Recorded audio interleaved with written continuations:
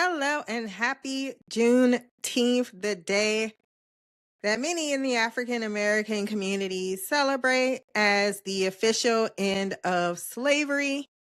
And while many influencers alike will be informing the masses about the importance of this day on the knowledge tree, we're going to go back, way back in time. No, baby, no, baby, no, baby. No, no, no. Just want to ask you here if maybe you got a pencil. Take some notes. I'm about to drop knowledge. Welcome back, fellow lovers of learning. I'm your host, Christina. There is a kingdom that is rarely talked about, but is in fact one of the oldest and most successful African kingdoms that predated a lot of other successful African kingdoms afterwards, and that is the Kingdom of Ife. While I did in fact temporarily detour from discussing the Nigerian kingdoms, I do have it on my roster to circle back and discuss the rest of them, and I particularly thought this was the appropriate time to reintroduce one of the more heavier hitters. The sculptures of Ife are one of the legacies of the Kingdom of Ife. Whole capital city, Ile-Ife, is the center of a tradition in which its primacy and reverence is nearly unparalleled among the old world cultures and religions. Ile-Ife, as the tradition goes, is the genesis of all humanity, deities, and the world itself. It was the site of creation of civilization and social institutions, and it's from Ife that kingship, religion, and the arts spread to other places. When English traders visited Ile-Ife, they were informed that their kings originated from Ife. When missionaries went to convert the city's inhabitants, the latter said Christianity was one of the several religions from Ife. In all contexts, in all iterations of this tradition, the city of Ife was where all roads of humanity led and from where they originated. And this would make sense. We know around the time in which a lot of British explorers were coming to the African cities and towns and looking at the ruins and finding things out about them, they were kind of marveled because it combated with this narrative they had that all Africans were somehow primitive and without their own culture. And so there were a lot of lies that were embedded to undermine the brilliance and the creativity as well as the greatness that many of these regions actually had in influencing the world. At some point, we will discuss another book that is on my shelf right now, discussing the Greeks and Africans. It is really beneficial for primarily a lot of Western white cultures to emphasize that there wasn't a lot of African presence around in the world. That seems to be left out of the story, but the true story always leads back to the fact that Africa is the cradle of civilization. Africa is the cradle of mankind. All human beings are from a group of 1,200, I believe, people that migrated out of Africa. And while some may become skeptical at that huge impact that African culture had on the wider world, the proven research that humanity did in fact come from the fertile landscape of Africa. We know the first civilizations, the oldest civilizations, in fact, were around the Nile River, which is located in Egypt. Also, the Tigris and Euphrates rivers that are in Mesopotamia, which is also where our oldest civilizations are from. right now is modern Iraq. When you think of Babylon, Uruk, the Indus River civilization, that's towards Pakistan and India. Then you have the Yellow River and the Yangtze River, which is around China. These are the oldest civilizations, and they do not at all move towards those areas where you see a lot less melanin. Put those two things together, of course, it lends a lot more credence to the idea that Africa, in fact, was the emergence of civilization. Other than the Industrial Revolution, most of the innovation in humanity actually played out in the Eastern as well as the African landscapes far longer than the predominantly Western civilization period that was influenced after colonization. Despite its location deep in the heart of the forest region of West Africa and at the periphery of the medieval world's trading theater, Ife was the innermost West African kingdom known to external sources of the medieval era from the 14th century accounts of Ibn Battuta and of Al-Umari, based on the correspondence received from Mansa Musa, to the 15th century Portuguese accounts of an interior kingdom of great importance whose ruler was revered by many of the West African coastal kingdoms. Ife's position in West Africa's political landscape was lofty and unequaled, much like its art. They not like us. They not like us. They not like us. Beneath these grandiose traditions about Ife was a real kingdom whose wealth, based on its vibrant glassmaking industry, allowed it to project its commercial power over much of the Yorubaland, the region of southwestern Nigeria with Yoruba speakers, whose trade networks extended to the famed cities of Timbuktu and Kumbi Saleh, and whose ritual primacy as the center of the Ife religion and philosophical school turned its rulers into the ultimate source of legitimization for the ruling dynasties of Yorubaland, enabling Ife to establish itself as the ritual suzerain of the region and prompted external writers to compare the Ife ruler's position as similar to that of the Pope in medieval Europe, who were a representation of several personalities and factions in classical Ife that stood for the dominant opposing camps identified with the Old Order against the New Order. So Obatala represented the Old Order and Oduduwa represented the New Order. If I am butchering those names, I apologize. I am doing my best here.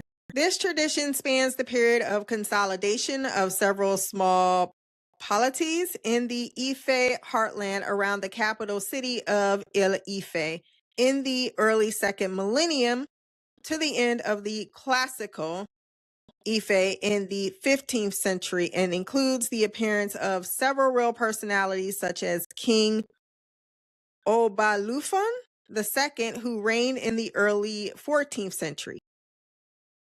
Archaeological evidence indicates that the early small polities in the Yorubaland during the mid-first millennium were an advanced form of the house society. These were forms of social organizations comprised of multiple households that clustered for the purposes of reciprocity, security, and self-preservation, and from which emerged rulers who managed conflicts and priestly functions. These rulers later leveraged the prosperity of their houses to expand their influence over other houses, and through this process created the earliest centralized polities. The most notable among the early Yoruba states was the Oba kingdom that arose in the last quarter of the first millennium. By the 9th century, the Oba kingdom had grown into a sizable polity, wealthy enough to produce an astonishing corpus of sandstone sculptures numbering more than 800 that depicted various male and female figures as rulers, warriors, blacksmiths, and musicians, most of whom are shown seated, some of whom are crowned, some wear long articles of clothing, and are adorned with elaborate jewelry, including gemstone beads. The statues depict adult individuals rendered in stylized naturalism with figures shown in the prime of their life with unblemished bodies. This Isi soapstone art tradition of the Oba Kingdom lasted well into the 14th and 15th century, where it overlapped with Ife's art tradition. Another early Yoruba state was Idiko Kingdom, southwest of Ife, which was likely in place at the turn of the second millennium and was later part of the Ajibo Kingdom by the 15th century, whose capital, Ajibo Ode, was enclosed within a defensive system of ramparts and walls called Sungbos Eredo, which enclosed an area of 1,400 square kilometers. These early states developed a new form of political institution where a leader took on more executive roles on top of being the ceremonial role of being the mediator of conflict and the ritual head. Such rulers adopted forms of regalia, such as the headgear and jasper stone beads, and undertook public works that required a high level of organization of labor to build monuments such as the city walls, ramparts, as well as palace complexes. Ife was therefore not the earliest Yoruba state, but rather adopted and innovated traditions developed by its older peers to greatly enhance its political and ritual primary relative to them to create Ife-centered orientation of Yoruba worldviews.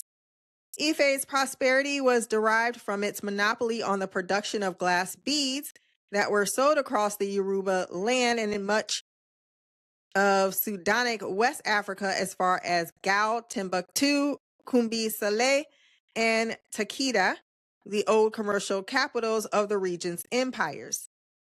Ife's glass has a unique signature of high lime and high alumina content derived from the local materials which were used in its manufacture, a process that began during the 11th century.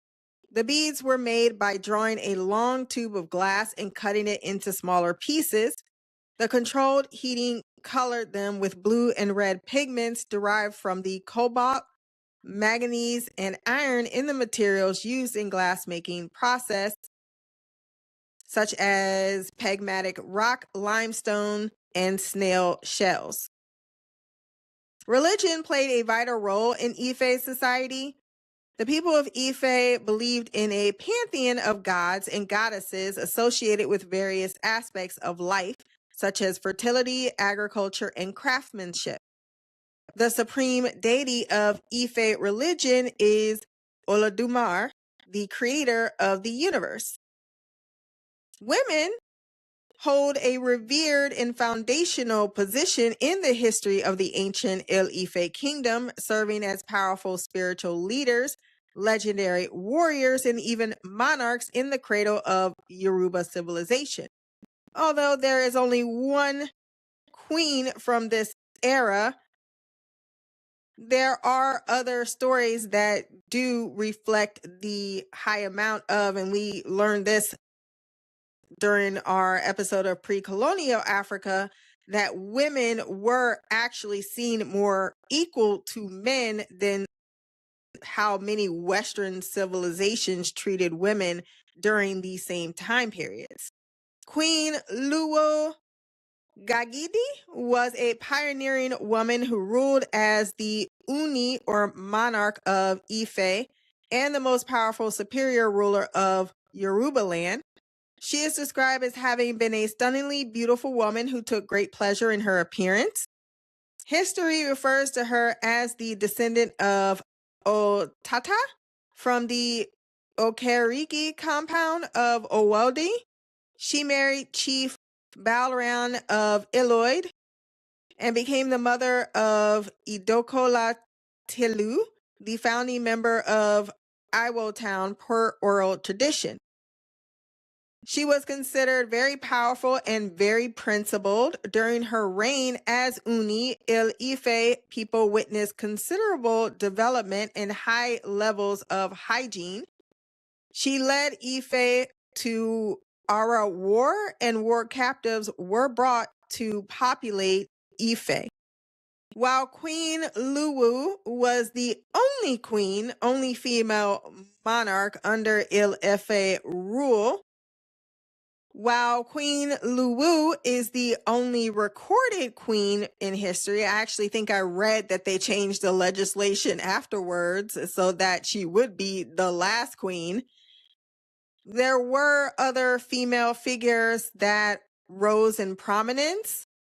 Ayabi, queen consort Morimi, lived in the 12th century, hailed from the area of Ofa, a town in present-day Kawara State, and was married to Oranyan, heir to the king of Ife, and the son of the founding father of the Yoruba people, Oduduwa. Ife was a kingdom that was said to have been at war with an adjoining group who were known to them as the Forest people. They were called Ugbo in the Yoruba language. Scores of Ife citizens were being enslaved by these people, and because of this, they were generally regarded with disdain by the denizens of early Ife. Although the people of Ife were furious about their raids, they did not have the means to defend themselves.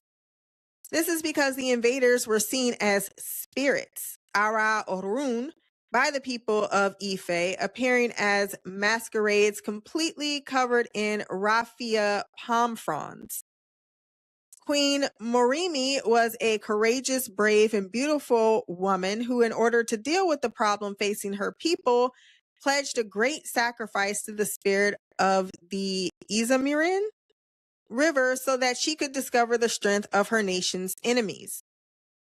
Following the incessant raids and with Ife under siege, she took the heroic step of offering herself to be captured by the raiders. I volunteer as tribute. And this is when the story turns to boss-ass levels. She was then taken as a slave by the Ugbo. Due to her beauty and Ezimirin's help, she married the ruler as his anointed queen. After familiarizing herself with the secrets of her new husband's army, she escaped to Ife and revealed this to the Yorubas, who were then able to subsequently defeat them in battle using the intelligence that she provided.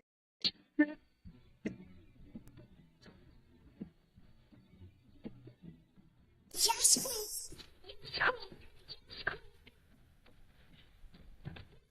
Following the war, she returned to her first husband, King Oramiyan. Did I say that wrong?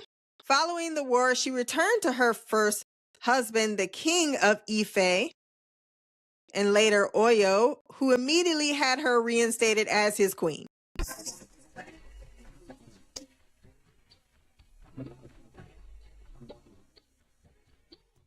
And then the story turns dark because Morimi returned to the Izimirin River to fulfill her pledge, and the river demanded that she sacrifice her only son, Olurogobo.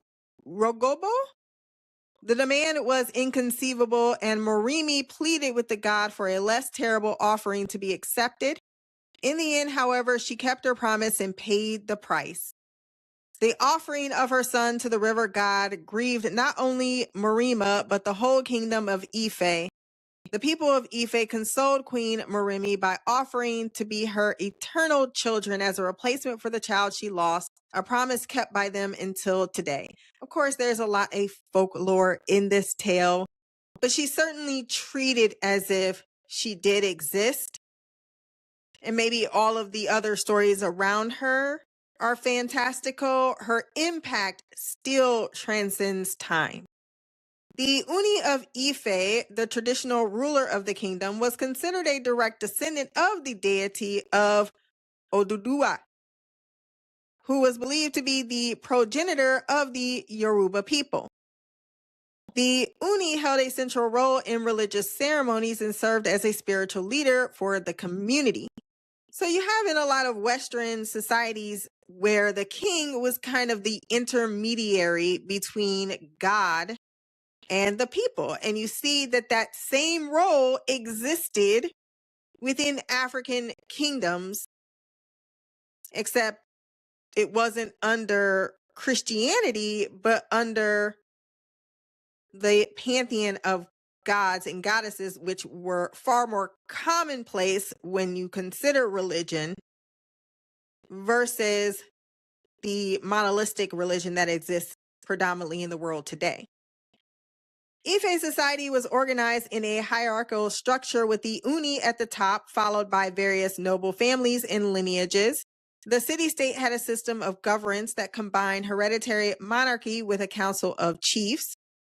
This social structure provided stability and facilitated the administration of the kingdom. Ife was also known for its skilled artisans and craftsmen who specialized in various trades such as bronze, casting, pottery, weaving, and beadwork. These artisans played a crucial role in creating objects of cultural and religious significance. Ife's art tradition ended almost abruptly in the 15th century. Tradition associates the end of Obalufan II's reign with various troubles, including an epidemic of smallpox, which had been recurring in Ife's history, but was particularly devastating at the close of his reign in the late 14th century, which, coupled with drought, led to the decline of urban population in Ife in the early 15th century. The economic and demographic devastation wrought by this combined and demographic devastation was felt across all sections of the kingdom, including the elite, and greatly affected the veneration rituals as well as the sculptural arts associated with them, as the surviving great sculptors of Ife lost their patronage and Ife's population was dispersed. Ife was reoccupied in the late 16th and partially recovered in the 17th and 18th century, but the city only retained its religious significance. In the 19th century, the region was engulfed in civil wars following the collapse of the Oyo Empire, and order was only reestablished in the last decades of the century, just prior to the region's colonization by the British. Nevertheless, the ritual primacy of Ife continued, and its lofty position in the Yoruba world system was retained even in the colonial era. And to this day, it remains the ancestral birthplace of the Yoruba, and for the millions of them, it is the sacred center of humanity's creation.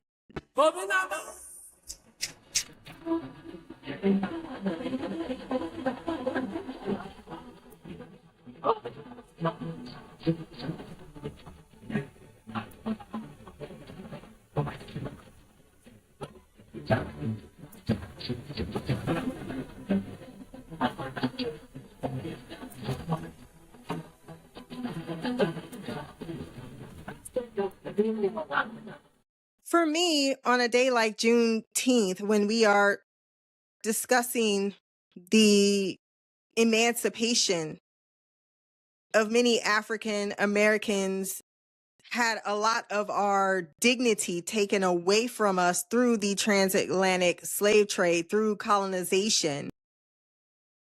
It's so important to tell these stories alongside that narrative. It was an undermining of our true power, and how despite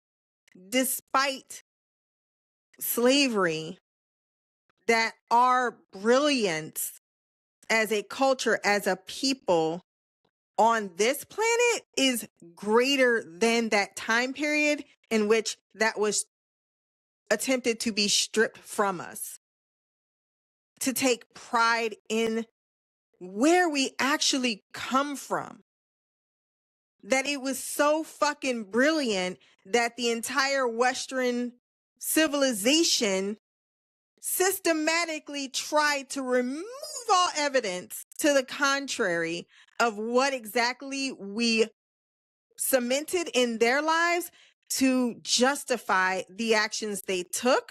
But when you tell both stories side by side, to me, that is a further enlightenment to not only the victimization portion of it all, but also highlights the hypocrisy of what the narrative tried to put forth. That we were somehow less than, that we were inhuman, that we were primitive beings with nothing to offer in the world until they came onto the scene and ushered us into this new world. No. History tells a whole different story. It tells the story about how the Black diaspora is one of immense prowess. If you want to send feedback for our next episode, blackercouch@gmail.com, you can leave a comment below. If there's anything you'd like to add as well, any corrections, sources will be listed below for you to pursue at your leisure. Like, share, and subscribe. Until next time, wisdom is a journey.